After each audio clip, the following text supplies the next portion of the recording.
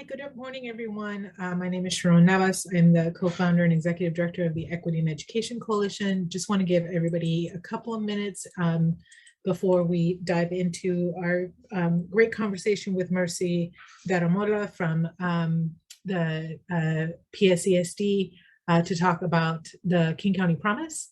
Thank you so much for being here today. I know it's Friday. It is, I don't know where you all are, but it has been raining cats and dogs here in Renton for, I don't know, it feels like 6 or 7 months at this point. But just gonna give folks one more minute. We'll start at 5 after.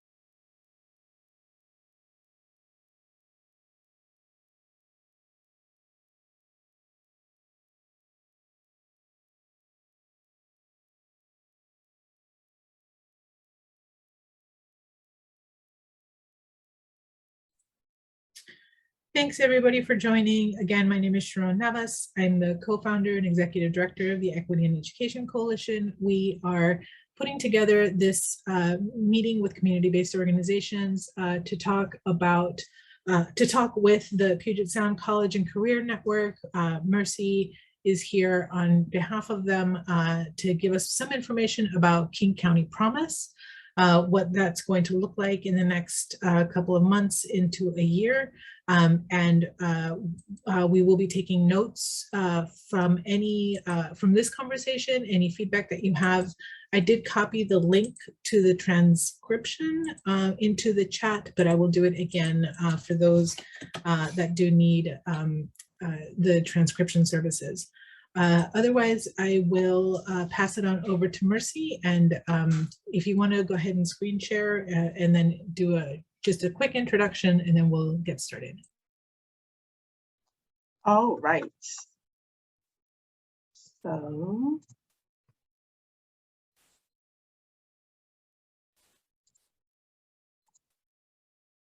one moment, everyone, while I get the screen share up and running. Excellent. Can you all hear me? If you can hear me, please keep your cameras on or off. Okay, that's great. So as Sharon mentioned, thank you for joining us here on this possibly sunny, probably cloudy Friday. This is our second of our sessions, really diving into King County Promise overall through the lens of what the community-based organization role would and could look like.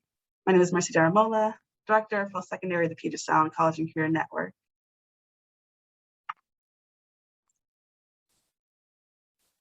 So first, Sharon, do you want to give another quick just plug for EEC and the work that you all do around the region? Yeah, so the EEC, the Equity in Education Coalition, is a statewide coalition that works towards targeted and comprehensive approaches that include undoing institutional racism in public schools. We do that through legislative advocacy, mobilization and outreach, as well as policy, accountability, and implementation. We're a statewide civil rights organization, so we are conscious of the issues that are happening not only geographically throughout the state, but also through our students of color, Native students, and what happens on the reservations. Thanks.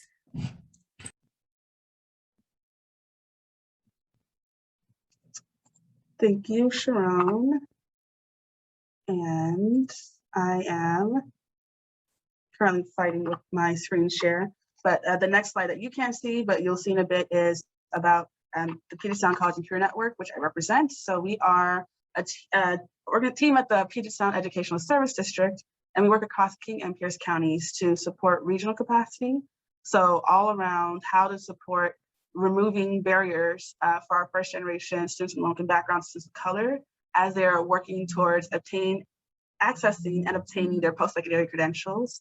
And throughout this presentation, we'll say post-secondary because the work that PSCCN does is not just getting students to a 4-year bachelor degree. We're thinking about all sorts of education after high school. That is really the world in which PSCCN really focus on at the system level in partnership with districts, colleges, community-based organizations, regional organizations, and more. So we provide professional learning and resources. We do coaching and technical assistance in different ways. We do pilot support innovation, a lot of which helped us to get to what we have today to talk to you about King County Promise. And I really care about what is going on at the system level. How can we align and coordinate? Really good work is happening across the region, and we focus on developing strong partnerships that can make sure students don't have to be lucky to get into partnerships that are brilliant in different areas. So that's something that we can work that is systemic and it's saturated throughout our region. And we really care about identifying barriers and removing them. And really excited to have you all here today. We did also want to have a land acknowledgement. I know that there's been within the ESD an intentional commitment for us to both acknowledge the spaces we're in and our homes if we're working from home, the Renton, the PSCSD office is in Renton, which is on traditional land. So I encourage you today, and if you haven't, to also think about the spaces that we're in, honoring the folks who have been here, not been acknowledged and have been harmed in our systems history of harming folks, but also think about how beyond word service and looking up online how to name who were and who is on the lands that we're in, ways to support. There's different organizations where you can pay rent or really participate and support Native communities. So I encourage you to do that if you haven't already.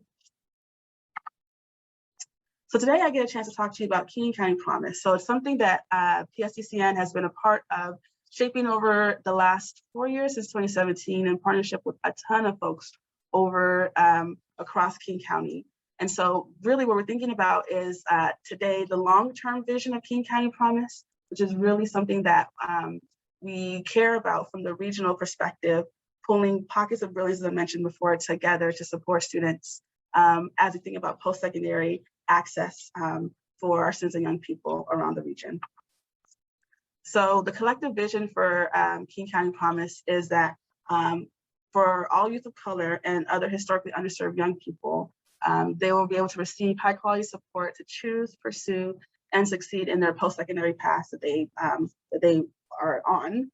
And then we care that at the level above the students, really supporting the students, system capacity in the form of advisors who will, across our K-12, higher education, and CTs and community organizations, work together to make sure the support our students are receiving is really equitable.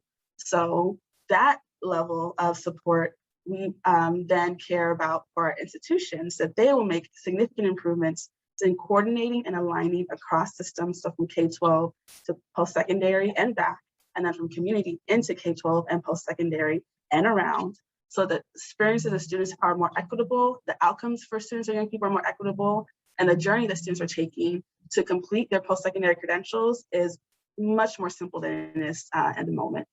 And we also care at the end to demonstrate to the state that the work that we're doing in King County Promise, which will include programming and for students who are in high school, students who are in community, and students who are in post-secondary, can be it's evidence-based. The staffing that we'll infuse within King County Promise, and also the funding levels for those staffing and the support students get, is something that can be sustained for the long term. So what is not intended to happen in King County Promise is to say, we're swooping in and this is something that's never happened before. What King County Promise does reflect is that there's been a lot of really good and critical work that's been done around the region. There may be a community here and a partnership here. What we want to do is be able to, over time, pull those together and demonstrate to Washington State, say this is something that we can do on a long-term basis, like more across our state, and that's something that students can experience no matter where they are. But we get to start that work in King County. Now, how will King County Promise work? So King County Promise is a long-term 15-year program that's funded through the Puget Sound Taxpayer Accountability Account. And so today I'm giving you all a sense of the long-term vision and what you'll hear coming out from PSCCN in partnership with King County later next month, November. You'll hear more about the specifics for the first 2 years of our the Promise implementation. What's important for today that we want folks to understand is because we have many phases of King County Promise over time, there is the intention for us to be at all community colleges and all districts across King County. And so if you or your organization or your partnership isn't funded or doesn't feel like right now is the time that you want to apply, our goal is to still saturate the region with the work that we'll do across King County. So our goal, again, is to release an RFP Q4, which we're in now, to have the first round of partnerships selected by the top of next year, and to have implementation and planning support for programming to start next fall. And that first phase of partnerships is intended to go for 2 years and then renew for an additional 3 years, and then have another round of partnerships to launch in fall of 2023 or Q4 of 2023, as you see, so that the partnership programming actually begins the next fall of 2024. So again, the goal of today, to starting the conversation here, is to take us a couple steps back. We'll dive into the whole world of Promise today and the specifics about how it's implemented, the different phases, who goes when, what funding is available for each phase. That will be something that's released in a separate conversation. And our long-term goal, we care that our students of color and students who have been historically underserved are receiving the supports that make them ready, and that we really want that our CTCs and public high schools, where many of our students are, that those are the places we want to make sure are part of Promise partnerships, because that allows the students to be able to get those really critical supports. And then PSCCN, as I mentioned briefly, we've had the honor of being able to steward this development process really since 2017. And our goal is to continue growing and learning alongside our partners over time, so we can continue to refine what works, what doesn't work, the way we communicate, the way we program, the way we collaborate, so that it's not something that is a static program, but continues to respond to the work that partners do, the region, the need, student outcomes, and more. So some of the strategies that we will see within King County Promise are at these different levels. So for students will receive or experience connected advising staff in and out of school. So when they're in high school or in their CTC, they'll be supported with advisors who are from CBOs, districts, and community colleges that are thinking about how do you make sure students are in school well, if they're in post-secondary, if they're in high school, if there are students who are, or young people who are not in school currently, we're calling them opportunity youth, how to make sure they're supported as they transition into either high school or to post-secondary. And then when students are part of Promise and in post-secondary, so in CTCs, they'll receive $1,000 per year as part of the advising that they will receive, because it's intended to be more high-touch advising than they might get currently. So we want to provide that support to honor the fact that they are engaging with staff more than other students. And that non-tuition is the intent for the students, what they receive in CTC. And there's a specific design element for us partnering with CTCs, and that's been really since the start of Promise, is really working with the wide range of CTCs around the region who already have a lot of work being done around this area, around simplifying the journey experience of students and young people. So that's a really specific element right now. And the questions always come up about, what about the role of four-year universities or private universities? And I'll say the roadmap ahead is really broad for a lot of different ways. I think a lot of different aspects of Promise can expand, but our design right now is really to focus on a partnership with CTCs, K-12, and community-based organizations. And then for staff within King County Promise who are in K-12 districts, CTCs, and CBOs will collaborate to advise and program around students using a shared data system or shared data approach. So you may already do some of that work right now in partnership with a district or the college. And what we are continuing then to enhance within Promise is a key way that I might be Burian Promise advisor in high school, Burian's Promise advisor in college, and Burian's Promise CBO advisor. And we have an intentional way of working together. So we know who's working with student, what are we tracking, and how are we tracking that data together. there's also a significant focus on the professional development and support of the staff or the advisors who are supported through Promise, making sure that the folks who are directly supporting the students we care about are also cared about, receiving ongoing assessment of what's going on as they're implementing Promise strategies, bringing them into current up-to-date content so they're able to be the most support as they're engaging with students and young people. And then also an opportunity for us to learn from the people who are doing the work as well. So if a staff is supporting students, say in September of a certain year, and they're able to reflect back to the larger Promise advisor group, our students are saying this. That's something that we want to create the intentional professional development time to learn together. And then the last, that's really supported by number 3, common advisory resources. Again, we know across the region, there's a lot of really good work folks are doing.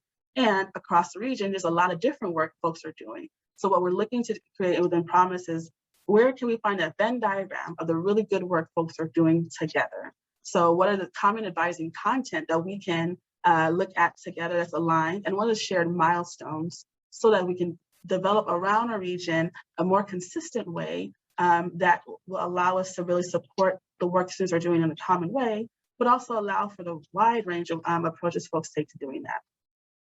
Now at the system and partner level, what you get is a lot. What's required is also quite a bit, because we know that this is something we want to try together. So first is the funding to hire Promise advising staff.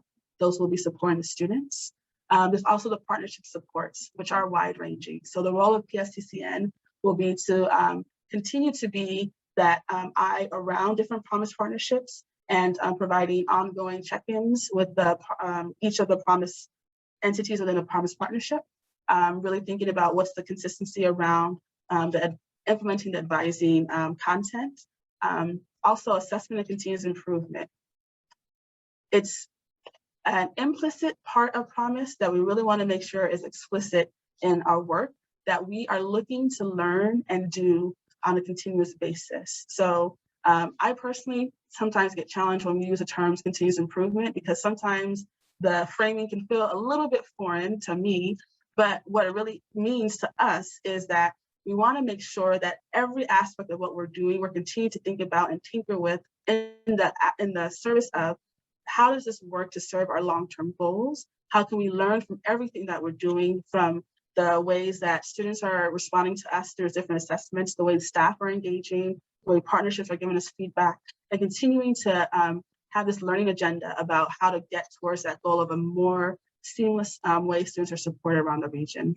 That will be supported by shared data tracking. Again, I know that this is something that for folks who are currently in partnerships with any of our schools or with one another, data is really critical and can be something that can be phrased as a burden, but I think this is a really exciting opportunity for us to think about what are ways that we haven't used data, or what are ways that we have used data that we want to try and Promise. Some things that we know that we want to make sure are clear are how to make sure students are known about before they are in post-secondary. How do we make sure that our systems are able to think differently about how we access the data? But then also, what are new ways of thinking about data or data points that can help us understand how students can be successful in post-secondary? That's my professional background, is working with students in higher ed. And so I'm excited about the opportunity for us to think differently about when our students are in high school, what more can we learn about their experience in college that we can pull into the ways we support them in high school beyond what we may do currently? And then what can we learn from the ways that we're supporting students in high school to inform the ways that our students are supported in post-secondary and more? And then finally, we had mentioned that Promise is intended to be sustainable and demonstrate to Washington State. And so that's an early design consideration of Promise, is to make sure that our institutions that are state funded, so our CTCs and K-12s, provide a match, financial match, that allows us to really start getting towards that long-term sustainability. And so that will also be an aspect of continuous improvement, thinking about what funding sources are accessible to partners who are our K-12 and CTC partners, and how do we create a match that both supports the programming, but also is responsive to the world and the funding sources that our CTCs and K-12 districts currently have access to. To be very clear, when we started Promise design back in 2017, I joined the conversation in 2018 as part of the team, but I was part of some of the earlier conversations as a partner. No one, unless they had a crystal ball, knew that COVID would be a thing. And so no one would know that the impact that we have on our systems, what's available financially, the ways of partnerships work or don't work. We had no idea that those would be things. And yet I do believe that the way in which we design Promise still holds true, because all of these elements are things that we already are doing, even more so through as we all respond to COVID. So all of that, it really is something that I want to share with you all as something that I'm excited for folks to either, if you're new today, to learn about, but also if you've heard Promise before, I hope that it's really grounded in you, that we intend to continue making this something that is responsive to the need, but that really takes our combined expertise and creativity to really accomplish. I'll pause there to see if there's any quick questions in the chat before moving on.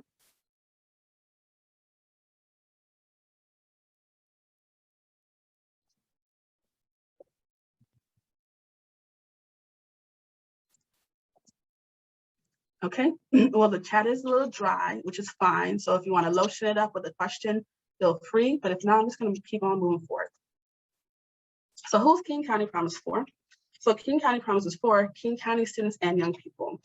So we have an exclusive focus on youth of color, youth from families at or below 200% of the federal poverty level, youth who identify as LGBTQ+, youth who experience homelessness or foster care, youth with disabilities, and other young people who have been historically underserved in King County, age 26 and under. And so there are really three key buckets that we see students in as well. Students who are currently in high school, really 9th through 12th grade, or really 10th, so receiving high school services and supports. Students who are in our community and technical college up to age 26, and then opportunity youth and working young people. And I think there's a point that I was going to say here. Yes. Yeah, so the one question that's come up quite a bit around this definition of students and young people is, you may see this definition and think, well, I have a specific focus of a student group that I work with, but I don't see them specifically called out here. So the purpose of Promise is this is the big kind of the baseline, and if there's a student group that your organization or program works with that fits within this baseline and then some, then that is then they are inclusive within Promise. But this is the students that we want to make sure are that we are focusing and targeting Promise supports to. And a key really focus in that, it really is students from low-income backgrounds, thinking about how that really impacts the experience of students. Also, because this is our student population that we care deeply about, that we're focusing for, there's a significant racial equity and equity focus within Promise that of all things within Promise, that's something that requires everyone who's a part of it, both giving feedback, implementing it, and more, to help make sure that we continue to stay true to that focus. How do we make sure that we don't pay lip service to designing programs and support that support these young people and students, but really think about how does equity and racial equity really fit into the ways in which we're engaging with these students and young people. So a little bit deeper into the different populations of students and young people that we serve within this Promise. So as I mentioned, in high school, really there's ability for the ways in which Promise funding flow through advisors. We know that many districts and organizations support students, not just in senior year when they're doing post-secondary, but maybe as early as either middle school or 9th grade. And so there's within Promise, the idea here is our goal to make sure these students receive these supports, but the approaches folks can take is up to folks to communicate or to try out. So we see that students kind of whole building and or 10th or 11th grade students who fit that population will receive kind of whole school or whole organization supports if you're a CBO.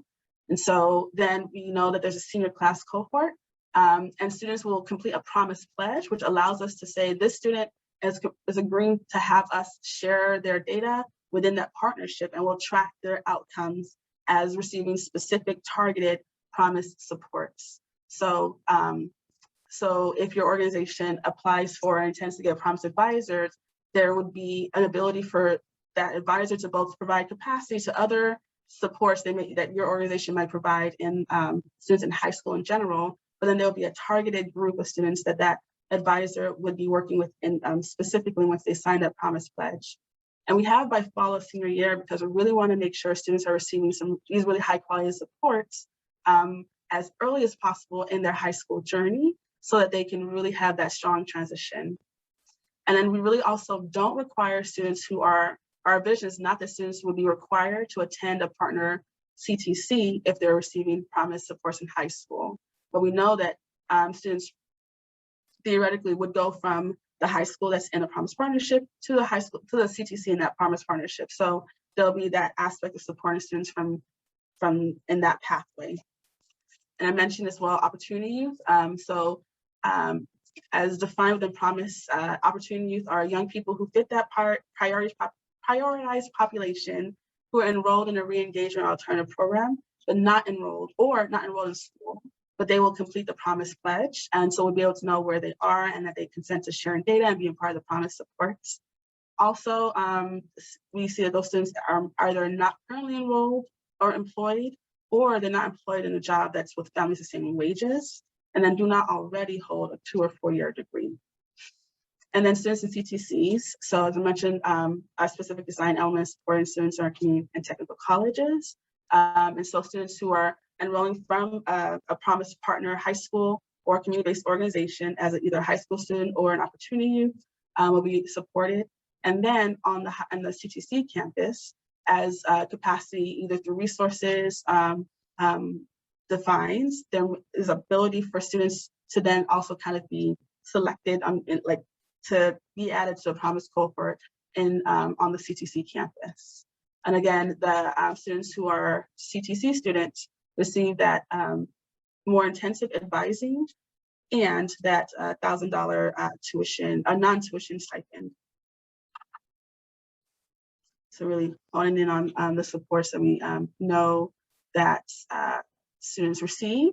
We also, I'll have a later slide, but I do want to pause here and name these kind of design principles, these elements of Promise, the way it'll run, et cetera. I am a brilliant woman. Like, let me toot my own horn, but I did not come up with all this by myself. This has been informed by a ton of folks, some who may be here today, but range from community-based organizations, districts, CTCs, students, advisors, and more, who helped us really think about what are the different elements, what are the ways we want to make sure the Promise vision is really achieved. So even as I mentioned, what I mentioned before to now, all that really has been this collective vision, collective feedback over the last 4 years that helped us get to here. So I just want to pause and make sure that's explicit now. And so the way that we define community-based organizations, or we identified the types of CBOs and that would be supporting students and young people within Promise partnerships would look like 2 different types. So we know that there are community-based organizations that support students either who are in high school only or up to high school, who are supporting college students, or who kind of bridge the two. So support students who are in high school transitioning to post-secondary. So that's one specific call out to the CBO type we know exists or provide supports. And then we also know that there are specific community-based organizations that support students for opportunity youth. And so and they do that through college access and or college support services and more. So we want to kind of call out the 2 different types of CBOs that we see as key partners in Promise. And then the districts and then CTCs are also a part of Promise. And you might ask, okay, that's a lot, but how does this actually work? Like, what would that look like in practice? I've got a slide for that. So what we have here, again, I'm talking about the long-term vision for Promise. So an ideal Promise partnership, we're really thinking about, at the core of it, these 4 different entity types are sharing a student advising caseload through a partnership. So that would be 1 or more K-12 districts, 1 or more opportunity youth serving CBO, 1 or more K-12 and CTC youth serving CBO, and then 1 or more CTC, King County, who would come together, get specific fund, each get funded individually from POSTA, but then work together as a committed partnership to deliver the Promise strategies together. So I'm going to pause there because I'm going to go deeper into the CBO types of support. But I see that the chat is a little greased up, which is great. So I'm going to see if there's any questions for that. So the question is that a monthly stipend? No, the stipend is intended to be a yearly stipend.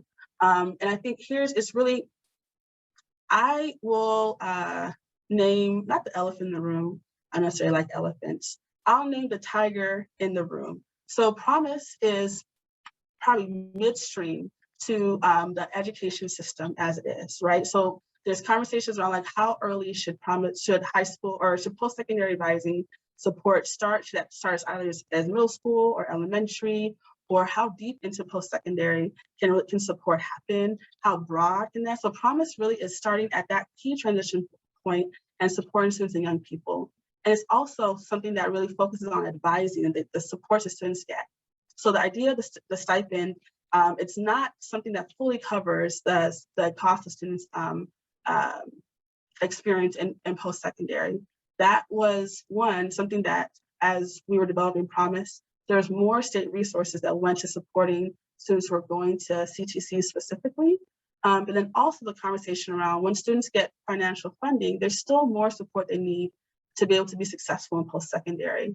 So what I really like about Promise is that it doesn't try to say that there's one short shot to making sure students really are successful. It says there are a lot of key things that make a student's journey successful. And it's not just about what we're giving a student, but what we're doing around the student. So are they getting the advising that supports them to make sure they're signed up for FAFSA, that they're accessing other basic needs, that they are really cared about and supported? Are the advisors around them also aware of barriers that they're mitigating for students, and then those barriers taken care of are the folks who can take care of them? So that's why I really care about Promise. All those elements are intended to be, it could be bigger. Honestly, any one of Promise elements can be bigger, but we're really putting them together in concert to see how can we move things together at one time. So I've been thinking about this since 2018. So I'm gonna stop talking because I dream about it all the time, but I get jazzed when we talk about like the idea about Promise being really cool to me. So moving on to talk about CBO provider support. So again, I mentioned before, and I really want to come back to it again. So this is a partial list of some of the partners who have helped us really over time shape what the Promise vision would look like. So they range from folks at the state level, they range from organizations that provide opportunity support, they range from some regional folks, they range from CTC, school districts, CBOs, et cetera. So again, a ton of folks have helped us there. So in the design process to get to the Promise vision, a conversation that we really had is the work of Promise is really focused on supporting students when it comes to their journey to accessing and completing post-secondary. And so we knew we wanted to start there, like making sure that that's a key function of the support that CBOs are providing specifically. And I had the honor of stewarding the conversation around the CBOs who help us inform that. And we also know that there's other work that CBOs could or might do that are alongside the support for post-secondary for students and young people, even more so now when we know that post-COVID, or we're not post-COVID, even more so now during COVID or pandemic, that there's the holistic aspect of the student's life beyond just, are you going to class, are you submitting FAFSA, really has even more outsized impact on their ability to access and complete. So to start though, what we know is important that organizations who are community-based organizations that will be provided Promise, they would need to provide at the very least these two. So either post-secondary retention and persistence, so making sure students are on their way into post-secondary, so either through academic support, if they are in K-12, tutoring and advising, if they're on campus support, or academic post-secondary preparation and navigation. So the first one is, our students in college already, in post-secondary already, what are you doing for them? How can you support them in any one of those areas? And or those of you who may support students who are preparing to go into post-secondary, here's a range of things, at least two that we see would be necessary to support students in that lens of post-secondary prep and navigation. So that would look like making sure students are, again, advising on the full range of technical and two-year pathways through general program exploration. I know many folks, I also have a background in CBOs in the region. So I know that some programming might be bringing folks in panels who can talk about, like, this is a different way your journey can look like if you go to a CTC, if you go to a 4-year.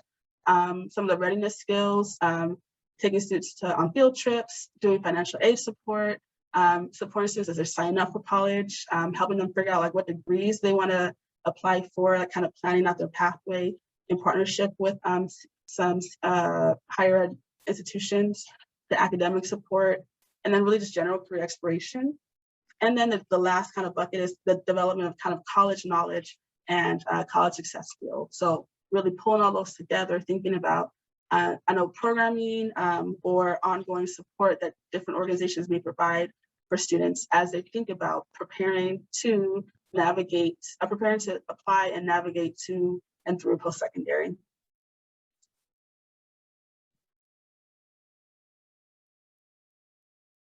So I'll pause here and maybe ask the question back at the group. Can anyone see at least one of the services here as something that your organization currently provides?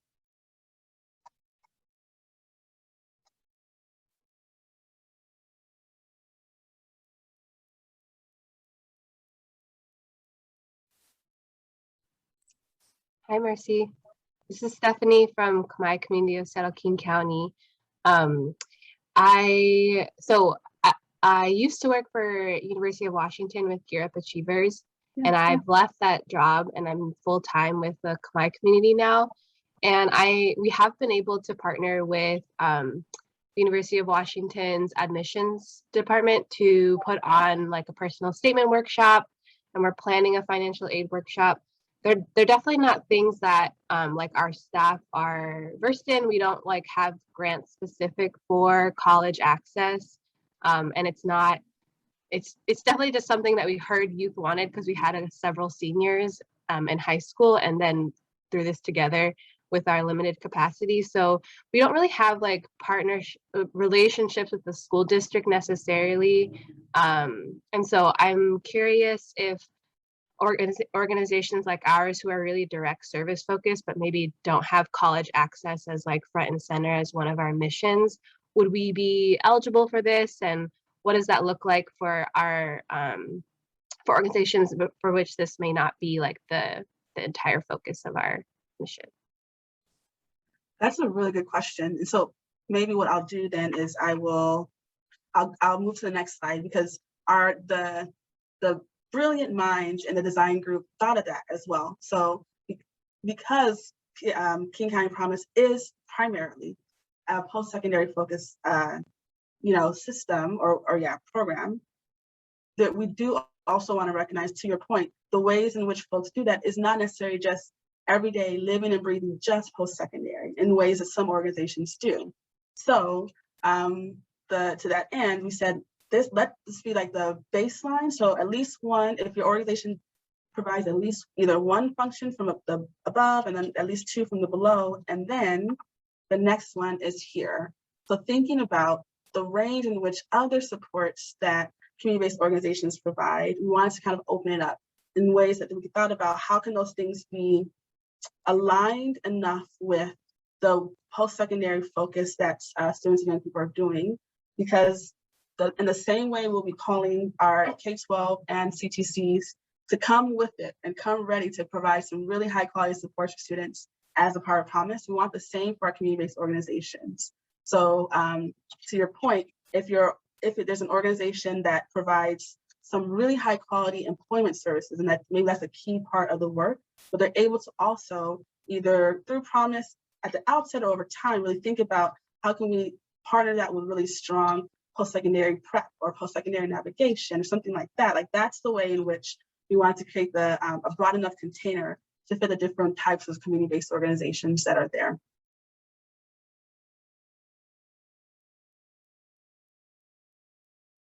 So we see that first slide and the slides that we shared, but the first slide really is the core that we really care that must be present in organizations.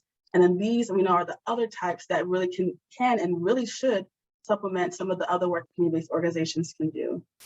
My experience in CBOs by this point dated. It's been a few years since I've been here at the ESD, but I know that even when I was in that CBO, we had started sort of emergency funds for students, and they started at that point dispersing, like, I know, grocery cards and like the world of having students go to school. And yeah, like life had started, I think, bleeding into the support that we as CBO started providing at that point. So I know even more so since then, that's really been critical. So that's why I'm more excited to see how we can see CBOs that provide both really be a strong part of the work.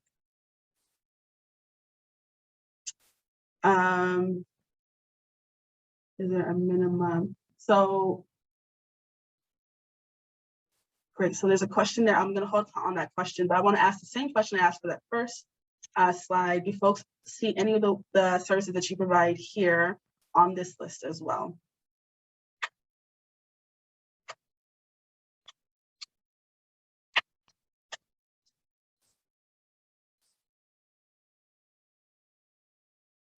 Okay. Awesome. And then Stephanie, did I answer your question? I want to make sure that the core of what you're asking, did I address that?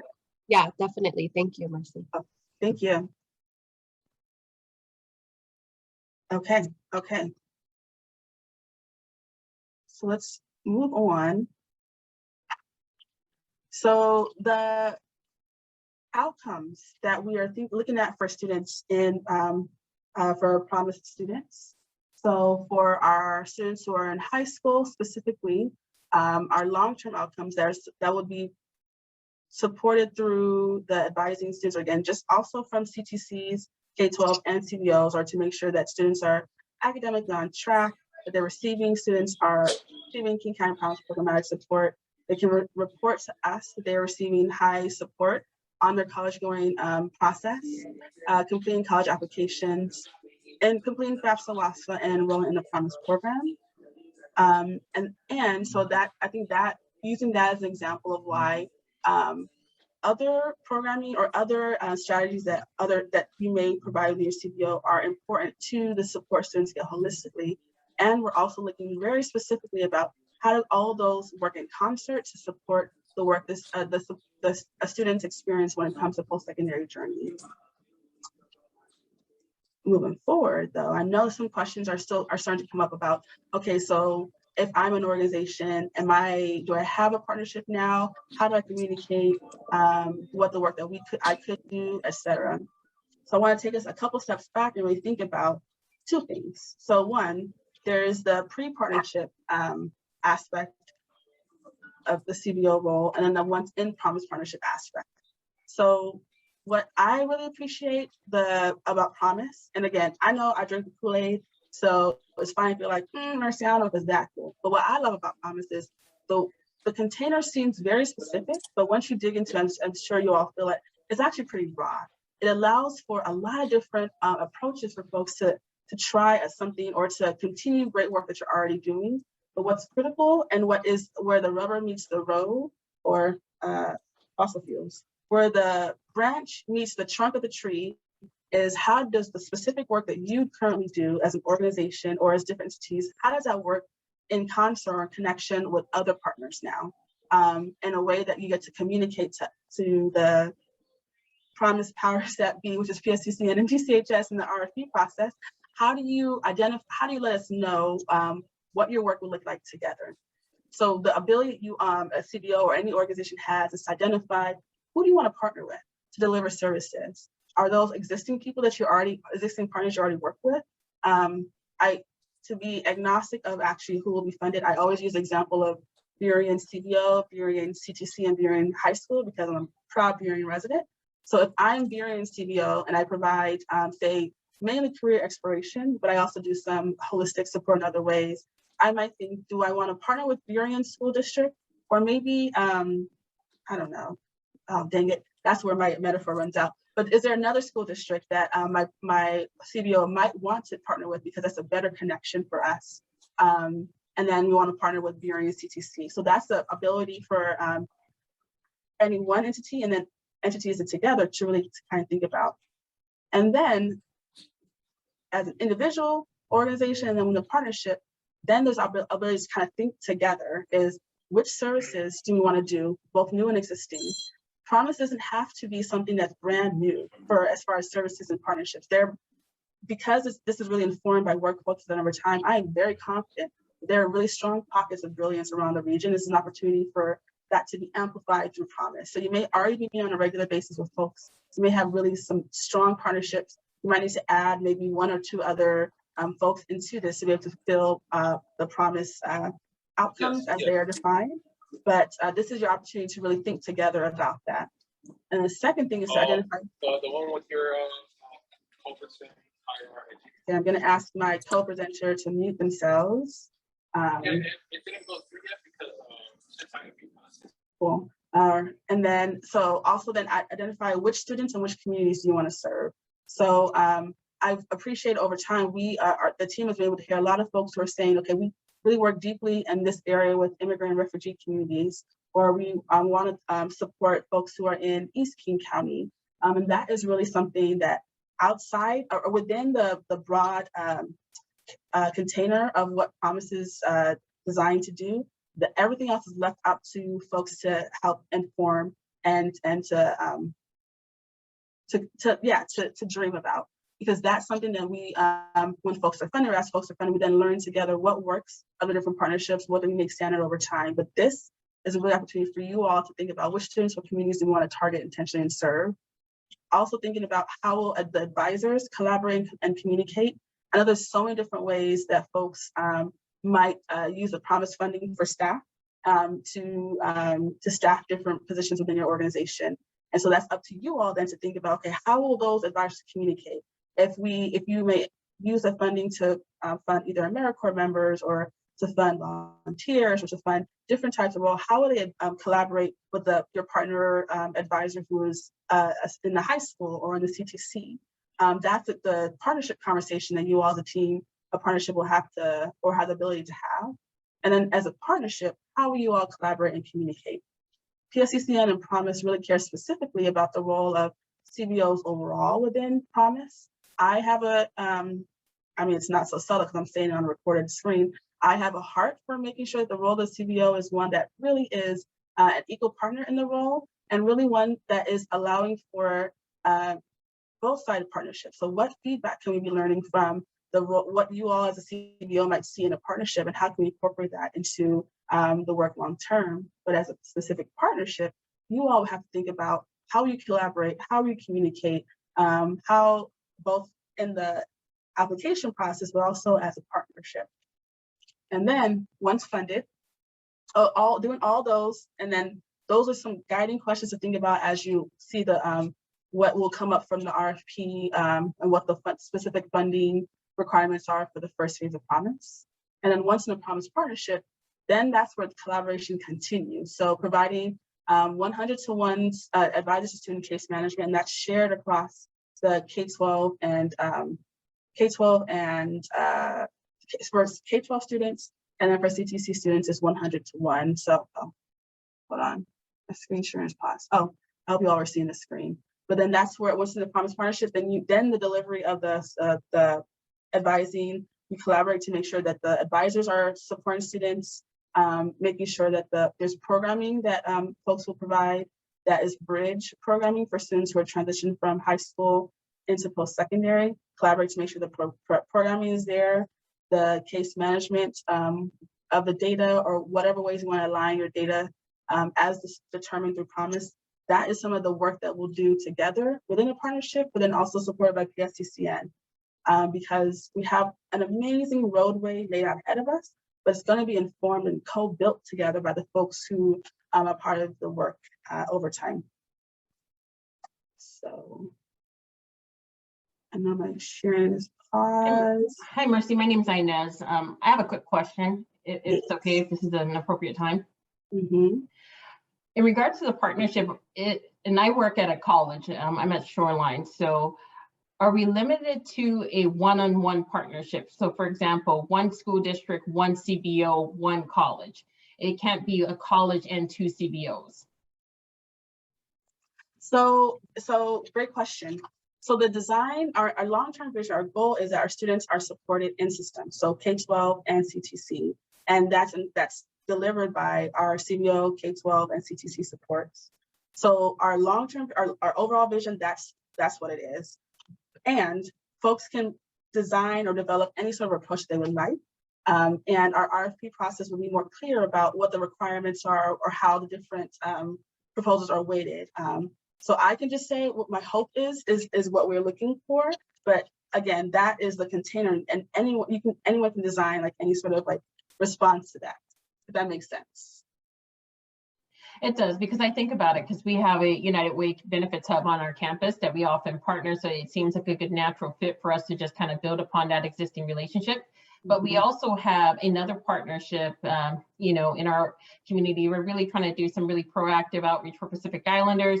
So that is another community partner that serves a different need. When you were showing those list of, potential things that CBOs could do, the benefits hub does serve one, and then there's another element that is served by another organization. So, yeah, and I think then looking at the promised outcomes too. So some of the gentle, not gentle push, I think the gentle motioning, I might say then, is because we also care about how our students prepared before they get into post-secondary and as they're in post-secondary. So I think I would encourage folks to really think about, if you don't currently have a partnership with a K-12 district or with a CTC district or a CBO, like the hope is that we're looking around. So in that example, if we're looking at benefits hubs and an opportunity to like really focus on a population of Pacific Islander students as well, what connection are there before students are actually on the college campus? Is there an existing or opportunity for relationships to be built through this for that? So not to presuppose like anyone's plans, but I think that's some of the hope that we're thinking. Any one individual organization or district or CTC is thinking about the current work you're doing, but also the ecosystem of where your students are coming from or going to as well.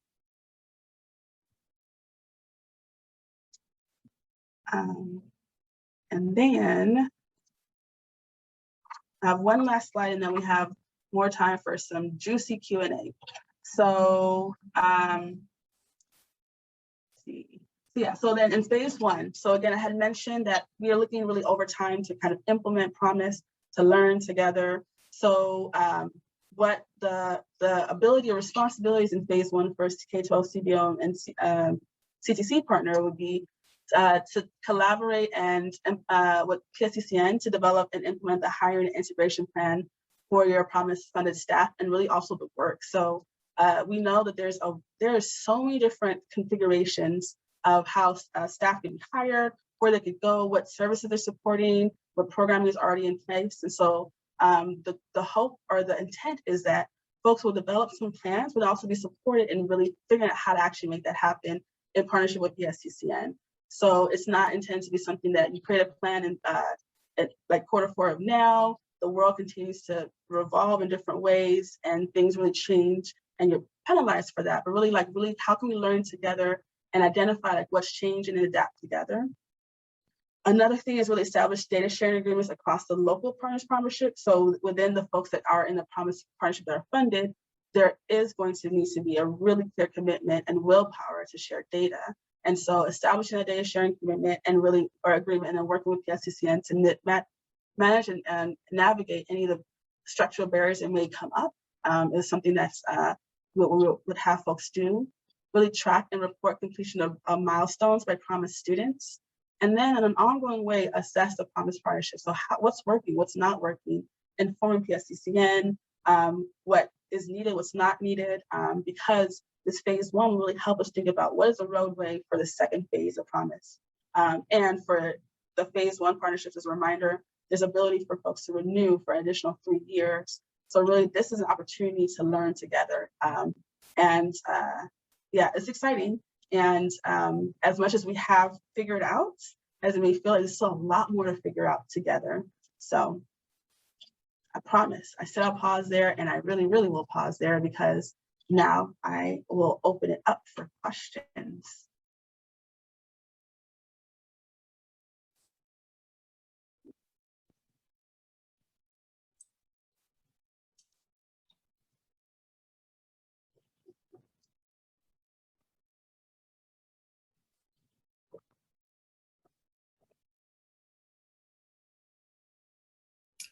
I know this is not a quiet group, so I'll just pop in some questions that we had that I think you and I shared, and then see if that brings anything up for folks. I think you answered this, but just for record, will there be technical assistance for the RFP process? Yeah, so there's a commitment to a support on every aspect of promise. So from this presentation that we're doing today, that's specific to CBOs, through the RFP process, there's a commitment to have folks support individual organizations, but again, promise is partnership. So to also support the partnerships that are coming together to think about how they can create their plans. How will PSCCN work inclusively with families from refugee and immigrant backgrounds with differing language capacities? I think we'll do that in partnership with everyone, to be honest. So I would want to, even more so through the promise, really get clear about who is leading and what area of strength. So the area that PSCCN has as a strength is really helping create that container that's really thinking about what are the different areas towards post-secondary completion, but specific aspects of how we support that. I would hope that would be informed by everyone at the table.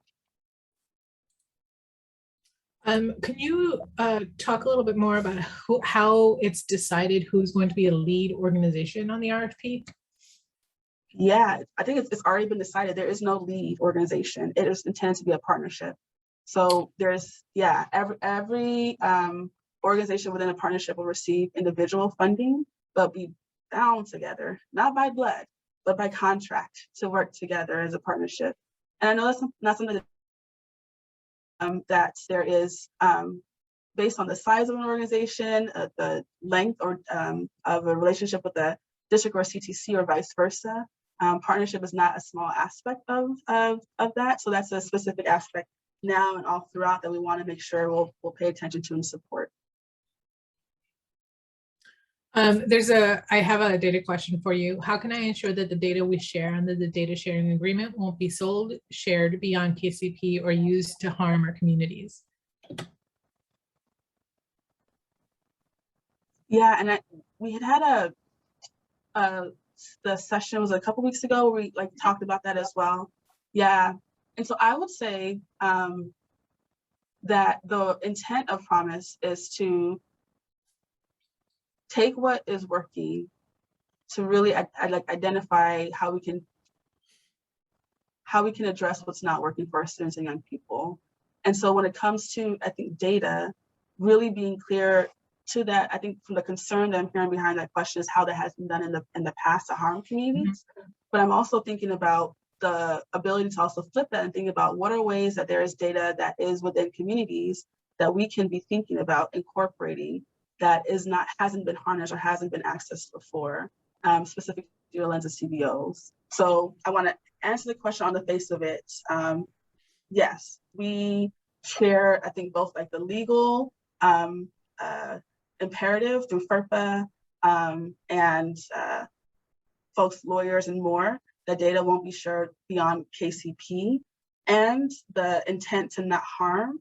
I personally know that we have currently been working to change any language we have within Promise that says, oh, do students want to go to college? That's not even, of course, people would like to be able to people deserve the right to education. So we're taking away any language in the Promise materials that would even presuppose that there's a reason why students and young people should not want access to education, but really think about how do we even use our language to have a clear focus on the systems that we're looking to change. That applies as well to the data.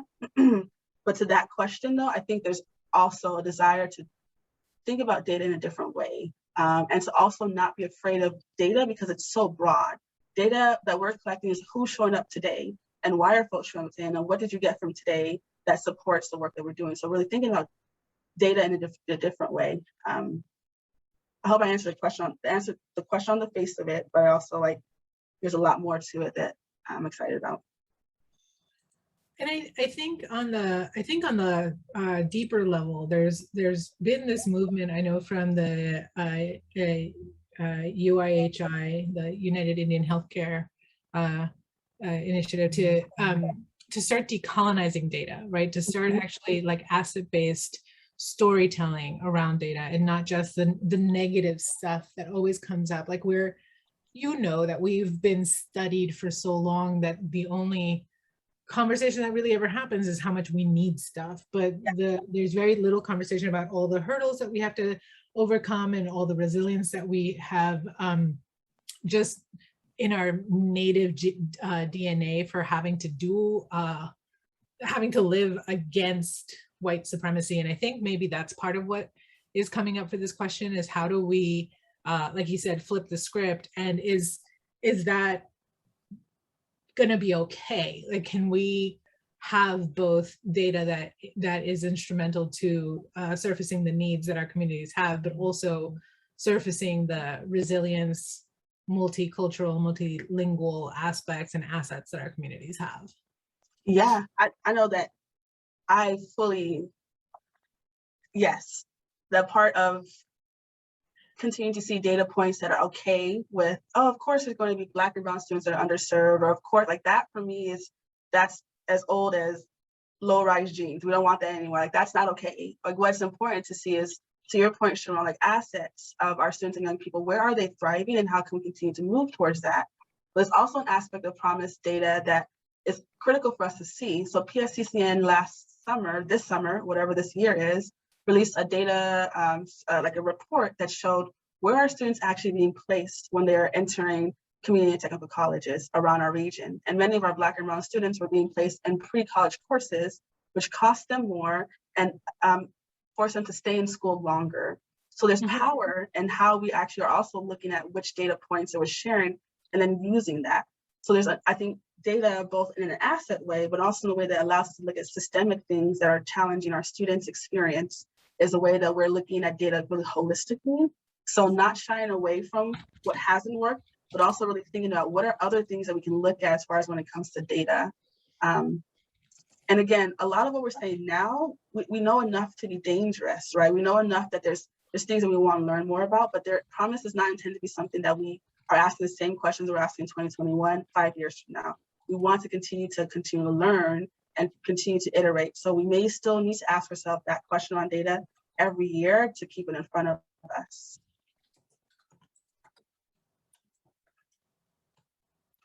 Any other questions from folks?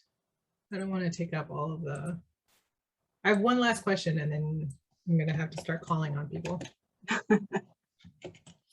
How have you built anti-racism into the structure of KCP? I mean, wow, cool. I feel like, what?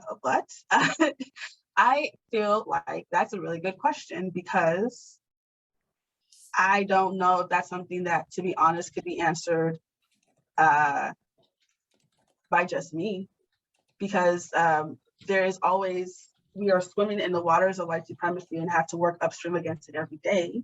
So to say that we built it into KCP would feel like we can say that and walk away from that.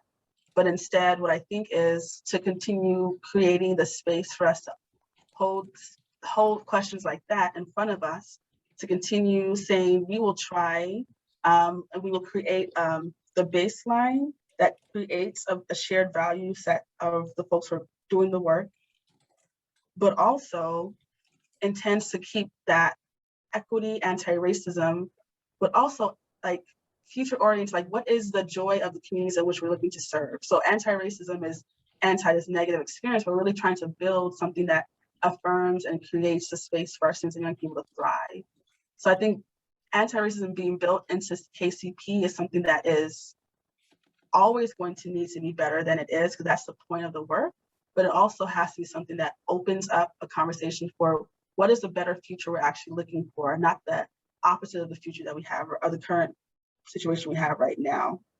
an example would be, I know in the early conversations we're having on KCP was, how are we making sure the communities who support students outside of systems are a part of that? And that's part of the conversation we're having today.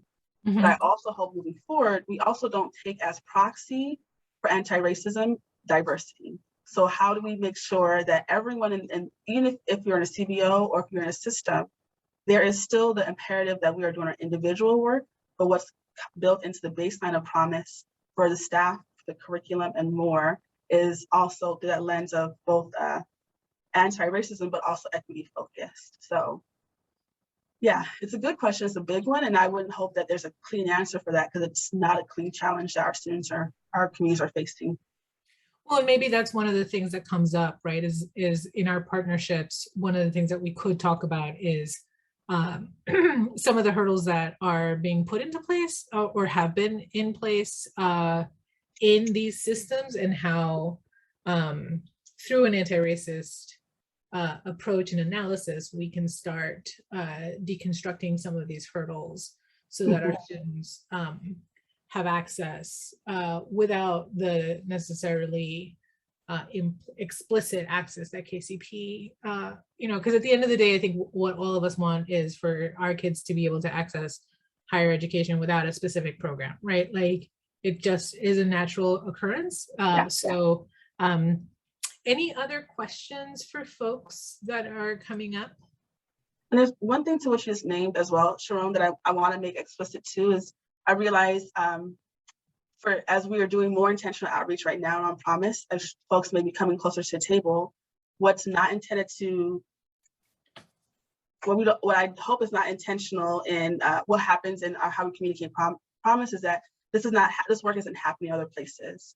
So I know that within our colleges around the region, within our districts around the region, within our organizations around the region, and within our region, there's already folks who are doing great work.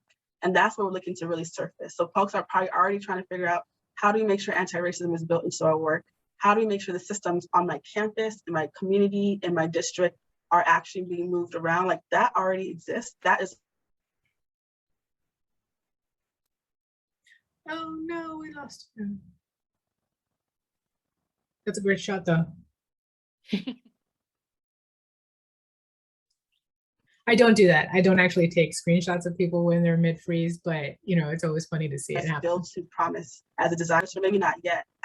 This work already happens, it's already happening. So we're looking to bring that forward, or use this as a way for folks to think about how can we move towards that in your work.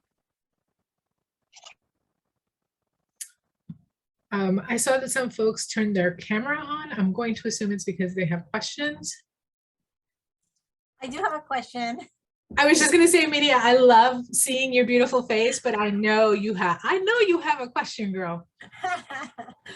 Well, first of all, thank you. It's great to be here with all of you. And so my question is, how, what sort of safeguards do we put in place when we're working with, the K through 12 system, for example, big system, and I heard that there's no lead, so to speak, right? No lead agency in this work. So what are the things that are going to be in place? There's always, like, you got to turn this in, you got to, data to submit, or, checks to write. I mean, I guess a bit amorphous, but like, usually somebody is doing something. And I'm assuming that, that the Promise maybe has, things they've tested out, say, these are the forms we're all going to agree on and using, or something. I know it's like there's a lot of things going through my head from past experiences and trying to work with, with the districts and things like that. And, maybe the expectation is, if people that get funding, that somebody will be assigned and empowered to do, to be able to do the systems change that need to be part of this work. That makes sense. It does. So we have some of that already. So I know in some of our other presentations, and our materials are posted on our website and will be kind of streamlined so folks can be able to access that. But what we do have in place are requirements that will have each entity, so CTC, district, and K-12, we'll have to designate a lead person who is going to show up at both the partnership table, but then also who is that lead person that will make sure that there's data, that conversation is happening.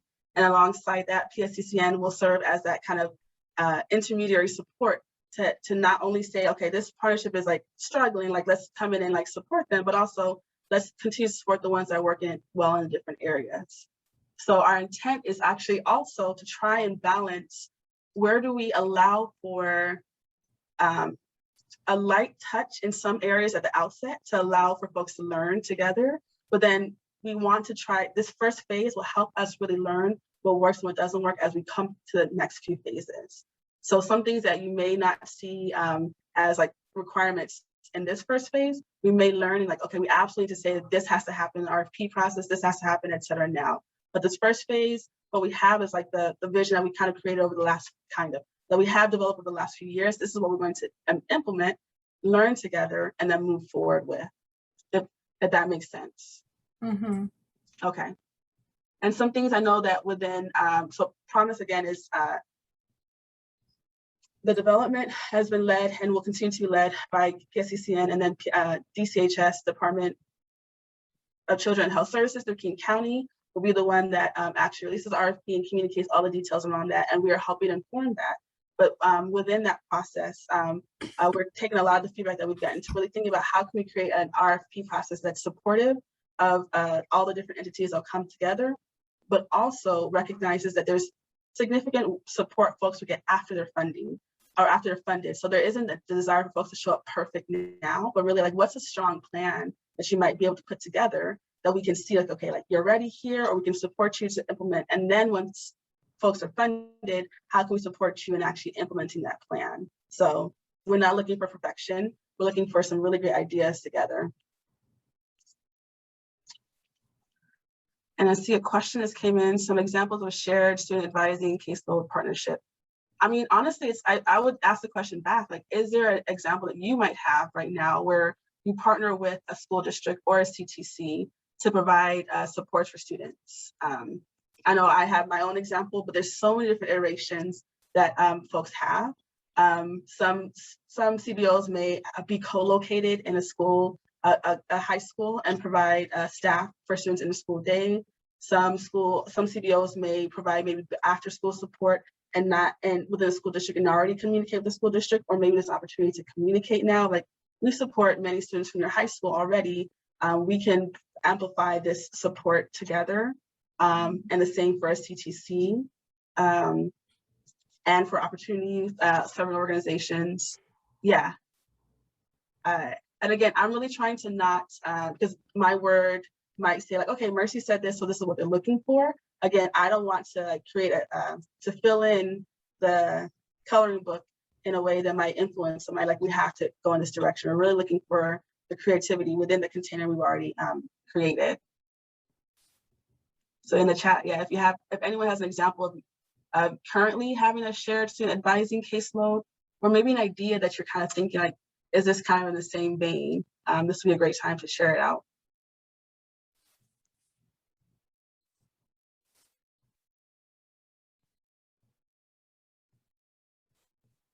I have a quick question. So we have kind of a unique position where we're at Candelia, we're the primary kind of school partner doing all the academic support and tutoring. I have I think a post-secondary partner that would be great for us, who works with a number of Seattle colleges. The question is though, how heavy a lift do we expect from like the school district or the school? The only thing I worry about a little bit is I know there's one college counselor at the school we work at, Seattle World School, and they don't have a ton of time to put toward this. So I'm just thinking the only limiting thing I might think about is how much school capacity and staffing and time a school or the school district can put toward this. Because I think the two CBOs would be great, and we have the resources to make this run basically, but I'm just wondering how much involvement or lift we expect from the school we work in. Does that make sense? It does, and I think that's why the idea of there not being one key partner or lead partner is important, because that's something that has to be in conversation together. So ideally what you would do, your organization would do, you sit down with Seattle World School and say, okay, we want to apply for this. We want to think about how can we like respond to whatever the RFP would look like for you all. What support would you need? How much do you want to apply for? What role can we play? What role do other partners play? Like that's something that you all will help decide, because starting from there allows for the initial conversations on partnerships to really have their seed, as opposed to it being something that we say, like, you have to have somebody here. Like that's something, again, in this first phase, you all are the ones that get to have the conversations first together and then show up to the table and say, here's what we decided, or here's what our approach would be.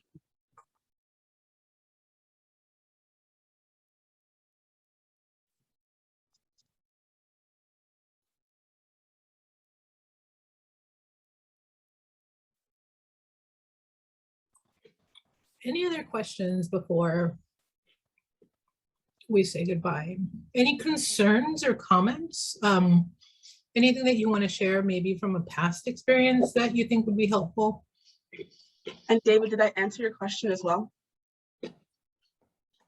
All right. Yeah, you did. That was very helpful. Thank you.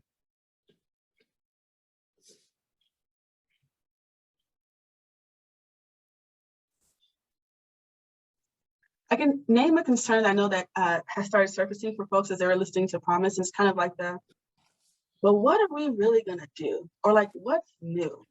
And I think that's good. It was good feedback to say, like, okay, let's make explicit, like the fact that it might seem like, oh, we already kind of do that stuff, or we already have kind of those partnerships. Like that's kind of the point. Like the point is to say, like, we know that there's already like work that's happening, but it's not necessarily as standard though. Is like, are the partnerships standard across the region? And do folks already have like a shared curriculum? Some of the things that we'll do together and Promise over time, some of those things aren't in place yet, but some of the core building blocks, that's how we got there, is hearing from folks who were at schools, who are in communities, in districts, who are already saying, this is what we would like, this is what we already see. That's the point. We're building from what's there to create what we want in the future. So if you're thinking, you're going back to like maybe your grants person, like, we want to apply, but they haven't said we need to do these activities. If you're already doing the activities like on those lists, like we're hoping that that's something that you would really work in your strengths towards as you think about applying. And the question that's come up is, what if my organization doesn't do these things yet? Can we like do that? Again, like similar to the question that I think David mentioned is, again, no one organization is applying on their own. So really the conversation would have to be in partnership. How do we as partners think about the strengths that we would have together towards like the partnership goal and the Promise goal as well?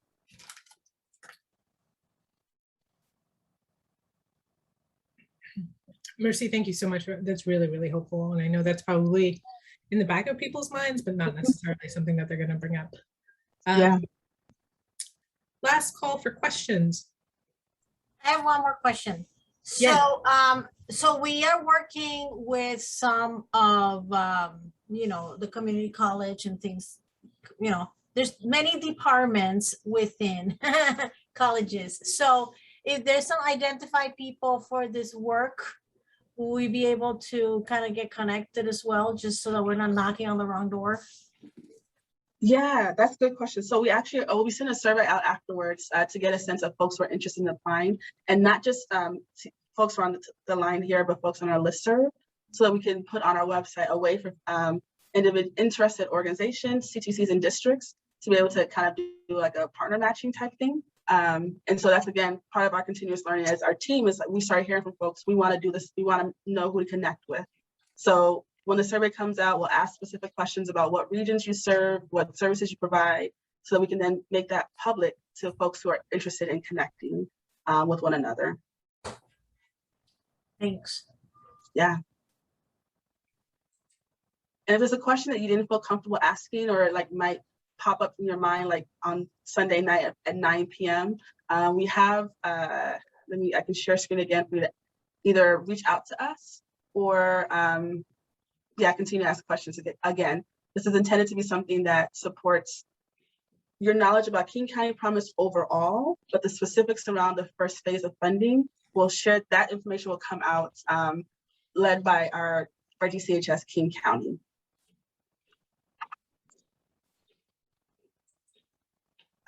Okay, let me share screen so you can see this last slide.